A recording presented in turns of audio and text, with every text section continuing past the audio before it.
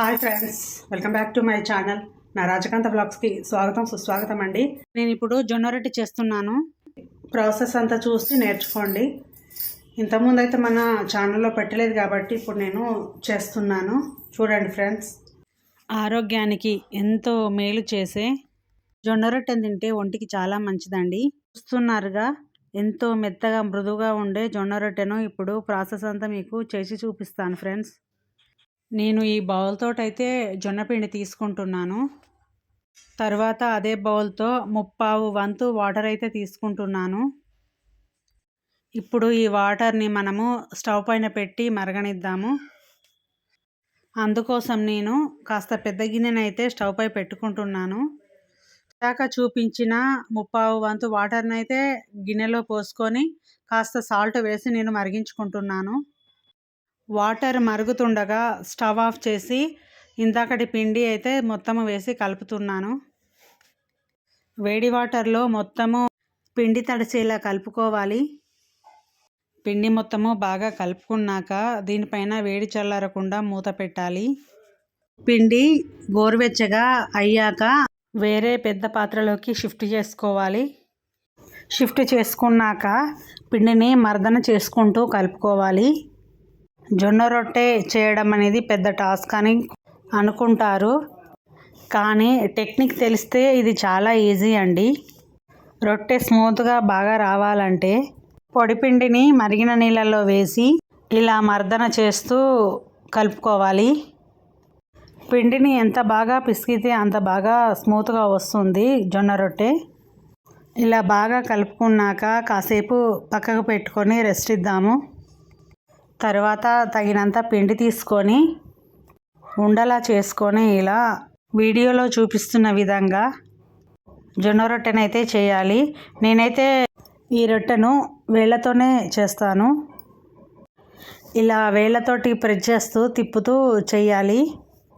రొట్టె కొంచెం క్రాస్ వస్తున్నా లేదా పగుళ్ళు వస్తున్నా ఇలా ఎడమ చేతి వేళ్ళను ఇలా అడ్డం పెట్టి చేస్తే రౌండ్ వస్తుంది, పగుళ్ళు రావండి. జొన్న రొట్టె చేసేటప్పుడు రొట్టె కింద పిండి ఎక్కువ వేసుకోవాలి. అలా అయితేనే రొట్టె అనేది చుట్టూ తిరుగుతుంది. పగుళ్ళు కనుక వస్తే కొంచెము వేళ్ళను వాటర్తో తడి చేసుకొని ఆ పగుళ్ళ పైన ప్రెస్ చేస్తే పగుళ్ళు అనేవి స్మూత్ అయిపోతాయండి. రొట్టెను పీట మీద నుండి తీసేటప్పుడు కుడి చేతితో మెల్లిగా జరుపుతూ ఎడమ చేతి వేళ్ళు రొట్టె కిందికి రానిచ్చి రొట్టెను ఎడమ చేతి నుండి కుడి చేతిలోకి వేసుకొని పెనం మీద వేయాలి. ఇప్పుడు ఇంకొక రొట్టె చేసుకుందాము. జొన్న రొట్టెను చేస్తున్న ప్రతిసారి ముద్దను బాగా మర్దన చేయాలి. పిండి కాస్త గట్టిగా అనిపిస్తే కాస్త వాటర్ తడి చేసుకుంటూ మర్దన చేసుకోవాలి. ఇప్పుడు వేళ్ళతో కాకుండా చపాతీ కర్రతో చేస్తాను. చపాతీ కర్రతో చేసినా కూడా పగుళ్ళు రావండి. ఒకవేళ 1-2 పగుళ్ళు వచ్చినా కూడా ఇలా చేతితో సరి చేసుకోవచ్చు. ఇప్పుడు ఈ జొన్న రొట్టెను పెనం మీద వేసి కాలుస్తున్నాను. పీట వైపు పిండి వేసిన రొట్టె పెనం మీదకి వచ్చేసరికి అది పైకి రావాలి. కొంచెం పిండిగా ఉన్నది పైకి రావాలి. రొట్టెకు కొంచెం పిండి ఎక్కువగా కనిపిస్తుంటే దాన్ని కొంచెం దులుపుకొని పెనం పైన వేసుకోవాలి. రొట్టె 2-3 మినిట్స్ కాలాక కొంచెం పైకి బబుల్లాగా తేలినప్పుడు రొట్టె పైన వాటర్ను స్ప్రెడ్ చేసుకోవాలి. ఎందుకంటే పిండి ఉన్న సైడ్ రొట్టె పేలిపోయినట్టు అయిపోతుంది కాబట్టి వాటర్తో స్ప్రెడ్ చేయాలి. వాటర్ స్ప్రెడ్ చేశాక కింది వైపు కాస్త కాలిన తర్వాత రొట్టెను టర్న్ చేసుకోవాలి. రొట్టె 2 సైడ్లు కాలిన తర్వాత పెనం నుండి తీసేసుకోవాలి. ఫ్రెండ్స్, మీకు ఇష్టమైన జొన్న రొట్టె, ఎందుకంటే కొంతమంది చపాతీ తిన్నంత ఇష్టంగా జొన్న రొట్టెను తినడానికి ఇష్టపడరు, కానీ ఈ మధ్య అందరికీ హెల్త్ కాన్షియస్ బాగా పెరిగిపోయింది కాబట్టి జొన్న రొట్టెను బాగా తింటున్నారు. ఎందుకంటే ఈ మధ్య ఇంటికో షుగర్ పేషెంటు, ఇంటికో బీపీ పేషెంట్ ఉన్నారు కాబట్టి జొన్న రొట్టెకు ఇంపార్టెన్స్ పెరిగిపోయింది. ఈ మధ్యకాలంలో చపాతీ సెంటర్స్ చాలా పెడుతున్నారు. అందులో గోధుమ చపాతీ కంటే జొన్న రొట్టెకే ఎక్కువ సేలింగ్ ఉంది. చూస్తున్నారుగా ఫ్రెండ్స్, రొట్టె ఎంత సాఫ్ట్గా స్మూత్గా పలుచగా అవుతుందో. జొన్న రొట్టెను కాల్చేటప్పుడు ఫైర్ అనేది ఎక్కువగా ఉండాలండి, సిమ్ములో ఉండద్దు. సిమ్ములో ఉంటే రొట్టె కాలదు, పిండి పిండిగా ఉంటుంది. కాబట్టి మంట అనేది ఎక్కువగానే పెట్టుకోవాలి జొన్న రొట్టె కాల్చుకునేటప్పుడు.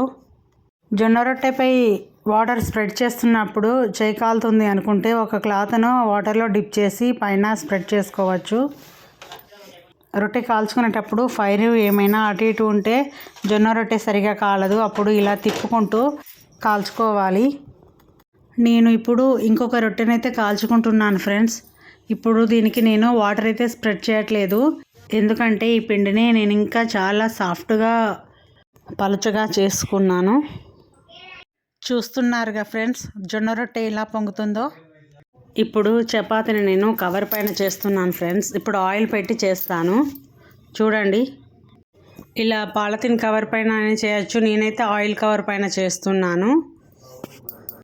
కవర్ పైన ఆయిల్ పెట్టి అలాగే మన వేళ్ళు కూడా ఆయిల్లో డిప్ చేసుకొని వేళ్ళతో స్మూత్గా ప్రెస్ చేసుకోవాలి. లేదా చపాతీ చేసే కర్రతో కూడా చేసుకోవచ్చు, ఈజీగా వస్తుంది. చపాతీ కర్రకు కూడా ఆయిల్ రాయవలసిన అవసరం ఉంటుంది. ఫ్రెండ్స్ నా వీడియోస్ చూస్తున్నారా? షార్ట్స్ చూసి వీడియోస్ చూడడం మర్చిపోతున్నారు friends. Please friends long videos కూడా చూడండి, ఎందుకంటే నాకు వాచ్ టైం పెరుగుతుంది కాబట్టి చూడమని రిక్వెస్ట్ చేస్తున్నాను. మెయిన్ వీడియోలు చూడడం వల్ల నాకు హెల్ప్ చేసిన వాళ్ళు అవుతారు. అలాగే వ్యూస్ వస్తున్నాయి కానీ లైక్ చేయడం మర్చిపోతున్నారు ఫ్రెండ్స్. అన్ని వీడియోలకు లైక్ చేయండి. ఛానల్కి ఎవరైనా కొత్తగా వస్తే సబ్స్క్రైబ్ చేసుకోండి, బెల్ ఐకాన్ని క్లిక్ చేయండి. ఫ్రెండ్స్కి రిలేటివ్స్కి షేర్ చేయండి. చూస్తున్నారు కదా ఫ్రెండ్స్, ఆయిల్ పెట్టి చేసినా కూడా చాలా బాగా వస్తున్నాయి. జొన్న రొట్టెలు ఆయిల్ పెట్టి చేసినా కూడా మెత్తగా వచ్చాయి. కొత్తగా ఎవరైనా జొన్న రొట్టె చేయడం నేర్చుకుంటే ఇలా ఆయిల్ పెట్టి ఫస్ట్ ట్రై చేయండి, తర్వాత పిండి వేస్తూ చేయడం నేర్చుకోండి. ఎప్పుడు రైస్ తినే బదులు ఇలా చపాతీలు, జొన్న రొట్టెలు, రాగి రొట్టె, సజ్జ రొట్టె, ఇలా మిలెట్స్ రొట్టెలు తింటే హెల్త్కు చాలా బెనిఫిట్స్ లభిస్తాయి.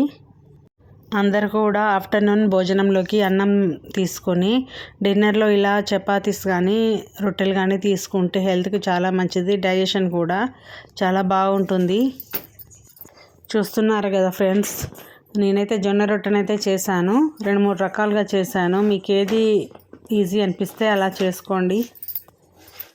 అలాగే ఎంతో హెల్త్ బెనిఫిట్స్ ఉన్న ఈ జొన్న రొట్టె వీడియోకు ఒక లైక్ చేయండి. అలాగే మీ ఫ్రెండ్స్ కానీ రిలేటివ్స్ కానీ ఉంటే షేర్ చేయండి. నా ప్రతి ఒక్క వీడియోనైతే చూడండి friends. Thank you for watching video friends.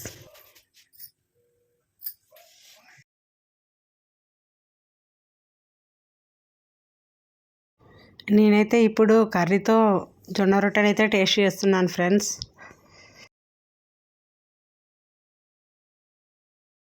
చాలా బాగుంది ఫ్రెండ్స్.